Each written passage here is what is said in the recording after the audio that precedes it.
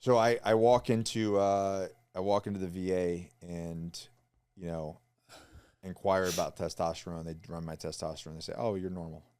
You're fine at 240." This continues, and because I have a platform, because I talk about this publicly, this is a reoccurring factor within the VA or within doctors in general. They say you're normal. So like at 32, 31, 32, my testosterone was at a 240, I think. And the doctor looked at it and said I was normal for my age. I was within range for my age. Even though that level is probably like 20 years ago, it'd probably be like the levels of like a 70-something-year-old man. Yeah. Yeah. I mean, the reality of it is that, we see a lot of men that are in their 70s with testosterone 500 or 600, Right? Because their hormones were not compromised at a young age. Right. So, and not to mention, hadn't really had this during this time from 2009 to about 2014. I didn't have like a good night of sleep, so like no REM sleep. That's why there was just massive degradation over that period of time. Energy was gone. Towards the end of this, my I guess you can call it, which I learned from you, is a form of ED, like sexual apathy, like just not really caring about it, like take it or leave it. It doesn't matter how beautiful the person is. It doesn't matter. It's just you're just on a different agenda. Yeah, you're like whatever. Mood was in the dirt, depressed, weight gain, and the guy says, you're basically fine, and I walked out with 11 prescriptions of everything. Adderall, couple SSRIs, sleep pills, adrenal blockers, pain pills, tramadol, like 11 different prescriptions, uppers, downers, everything. Shit that puts you to sleep, shit to wake you up. But my hormones were normal. And unfortunately, that becomes a very reoccurring story of guys that I talk to. And if they're being told that and they don't have the education like I didn't at the time, well, they just accept that as the fact. And that's where I feel like that's where we're at. And that's what is scary, is that we keep getting told what is normal. So what's interesting is what's normal for you, even though we're close in age, might not be what works for me. Yeah. Right? Like you might need to be at 900 total and a 55 free, and your SHBG might need to be in the 20s.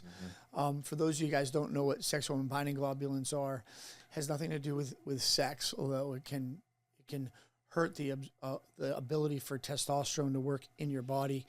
If you think about trying to drive through New York City with all the taxis at 9 a.m. on a Monday morning, that would be an elevated sex hormone binding globulin. It'd be very hard for you as just a civilian to drive if the road at 9 a.m. you're trying to get by all these taxis and all these cars. You're not going anywhere. Yeah. But then if you try to drive through New York City at 2 o'clock in the morning on a Sunday, it's going to be a lot easier, right? So think about the car as the conversion of total to free testosterone. Yeah. Right?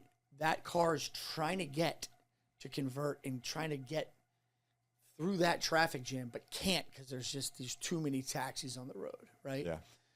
So what happens with your body when SHBG is elevated is there's too much sex hormone binding globulin, and it doesn't stop the absorption, but it makes it hard for the protein to bind to your cell and absorb into free testosterone. So the reality of it is that there's a lot of people out there that have a total testosterone of 700 or 800, that it could be anybody. It doesn't have to be the VA. It could be any doctor. Yeah. And they don't check free. If they did, that free would be 10 because the person feels 10 because the person feels like crap, and the SHBG is 70. Because the free is 10 and the total is 70, right there, and you look at the sex hormone binding globulin, all that you have to do is use a medication to minimize the elevation of the SHBG, And then boom. and you'll get the conversion. Typically, we'll add N-clomiphene to the protocol as well to stimulate more production, so that once it starts to convert better, you don't have a massive depreciation in total testosterone. Do you know where this range comes from? Well, if you look at a blood panel, it's the largest range on our blood panel, and I think more or less it was put as such a large range because people had a hard time figuring out how to prescribe it. Number one, or this is speculation. Yeah. People didn't want to prescribe it. People didn't want to prescribe it to people that were younger. So Isn't it like 200 to like 800 or something? 200 to 1100. But I do feel like right now, the hard part there is it's 200 to 1100 for a guy that's 21 or 90. Yeah. Right. So I think there needs to be some major focus on that. Yeah. There needs to be some major focus on the biomarkers. I think if there was a range for 20 to 35, 35 to 55, 55 to 75, and there was biomarkers in place for total and free, that would be very beneficial. Do you think this is incompetence, or do you think that there's a nefarious purpose with these ranges? I think it could be a little bit of both, and I also think it could be that there's concerns in other dynamics of our health, and that this is just not high up on the list. I mean, I feel like, because me personally, maybe I'm a little more emotionally attached to it. I feel like it's almost nefarious at this point because there's so much education around it. Well, and then if you look at, like, you know, there's movie like Prozac Nation, like we are the biggest nation of subscriber of SSRIs, yet we have if you want to call it a happiness scale of America, right? We are the most unhappy, overworked, more stressed out, depressed nation than anybody in the world. And so, like, I started to correlate some of these things. I'm like, okay, so this is a massive range. We don't do blood tests before giving SSRIs. We talked about that in the last video. And we're just pushing these things out like fucking Skittles. And so, like, it's hard for me not to look at it and go and be pessimistic and being like, there is a bad actor at play that they want society and men to have low testosterone and then on SSRIs. You know, I guess I'm putting my tinfoil hat on. No, I mean it's fair. I mean, it could. It's there's probably a lot of factors that come into play. What blows my mind is this: I was having a conversation with somebody that is very, very educated, and he said, "Remember, I can't believe it's not butter." Yeah, it's great commercials, by the way. Right? Yeah. But how about the name? I can't believe it's not butter. Right? So we were told this is way better than butter. Oh, way better. Salt will kill you. Yeah. Salt and fat's gonna kill you. Do me a big favor. Don't have any salt intake for like 3 months. Tell me how you're doing. You know what I mean? So the reality of it is that, like, the FDA, right? Yeah. Allows, I can't believe it's not butter, to come out onto the market with, like, I don't know, 4 months of research behind it. Like, it was just like, here, the name, it must be great for you, right? They allowed something to come into the market. You know how they say, like, the food pyramid should be turned upside down, right? They allow, I can't believe it's not butter, to come onto the market, and it just absolutely destroyed so many people, especially our elderly. Right. Right. So you have to really slow down. And I mean, look, as a consumer, you have to be educated. Yeah. You can't listen to a label. You can't watch a commercial. You have to do the research. And I'm a big believer, especially the way things that have gone through my time on this earth, is there's no one coming to save you. It's true. Right? Like, hope is not a course of action. The beautiful part about my community is I have guys like you, like Patrick, you know, all these guys that are, like, so educated on health, and you can see from appearance, blood work, attitude, and then on top of the attitude, the drive by living a healthy lifestyle. And then on top of that, the consistency, because you start to feel so good and you can do things you've never done before. You have no choice but to be consistent. Look at the people that are surrounding Core Medical Group. They're all studs. Yeah. Like I mean, I really love being around them, but I hate being in pictures with them. So what panel act, like if you're doing this, if you're like, what is a good provider? What should someone be looking for? Okay. So especially if they're the ones being told they're fine, but they have symptoms.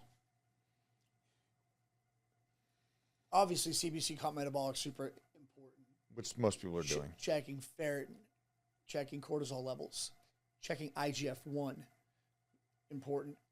The other things that come into play immediately are not looking at one biomarker that needs the support of another biomarker to make a good decision on whether or not that patient is a candidate or not. Which there's several, especially for females. Yeah.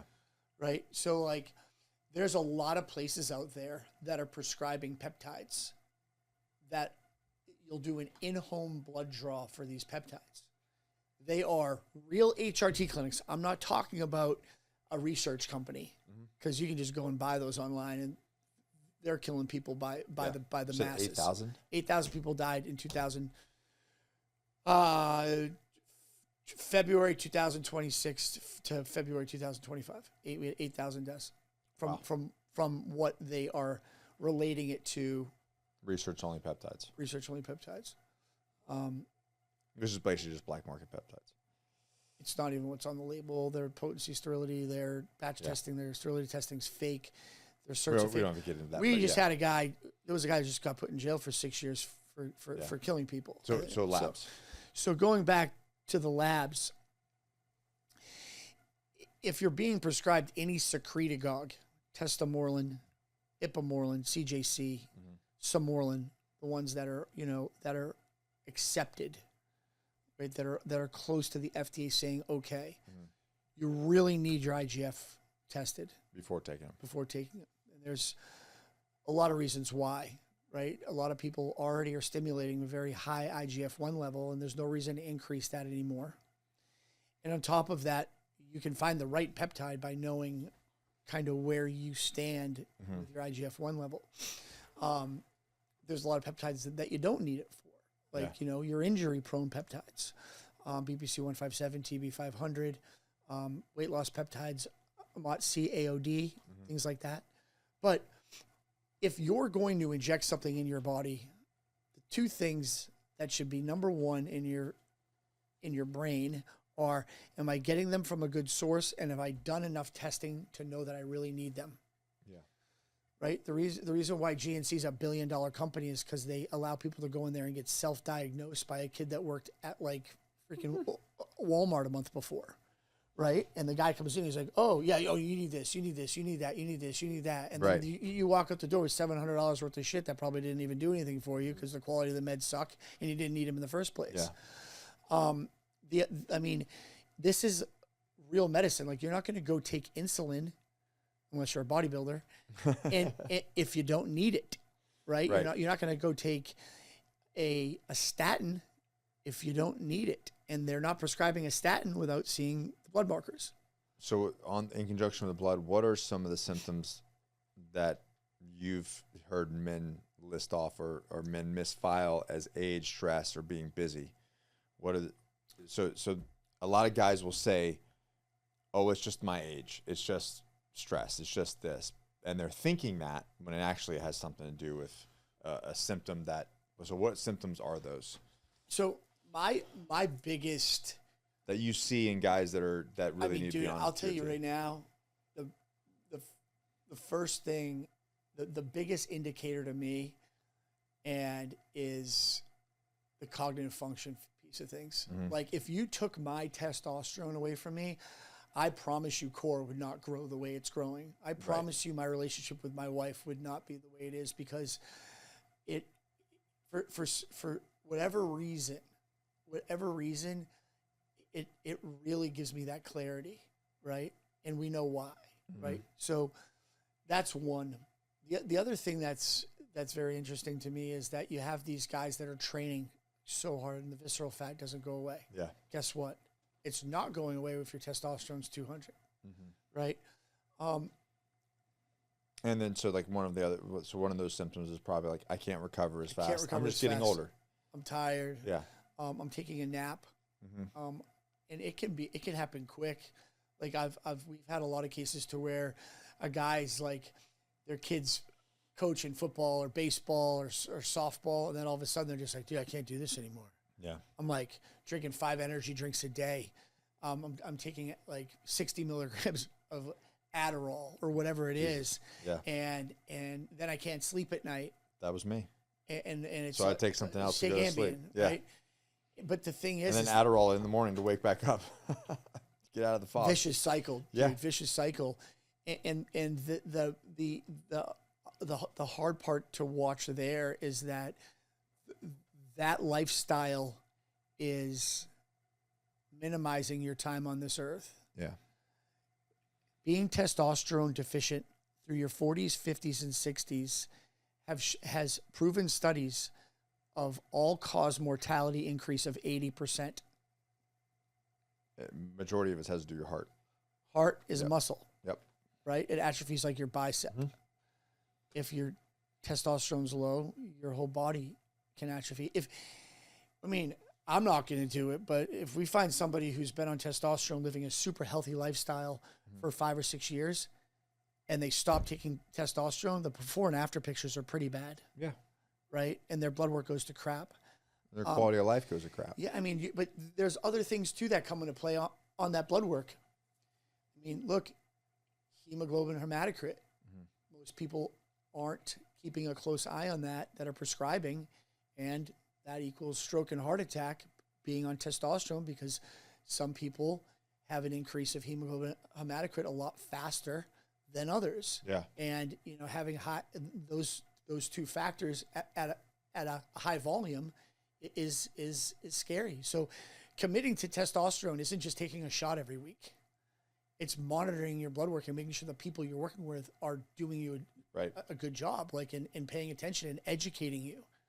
And if you're not compliant, there's going to be problems, just like if you're taking any other medication.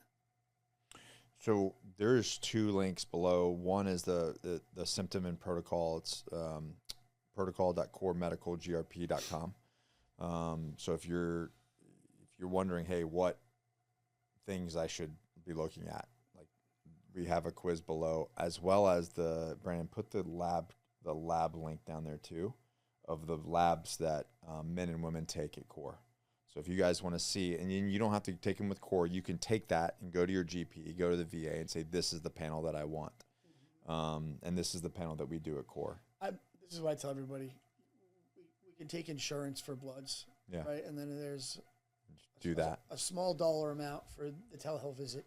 Yeah. Go through our process, and if you don't feel like you're fully educated, you can take our blood work anywhere. Simple. More so, and if you did on your own, it would be thousands of dollars.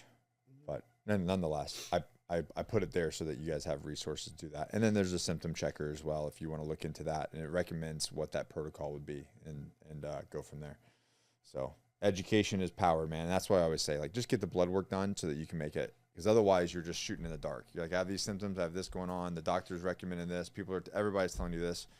Get the blood work done, and then you can make an educated decision on what you can do moving forward, and kind of go from there. Anything else?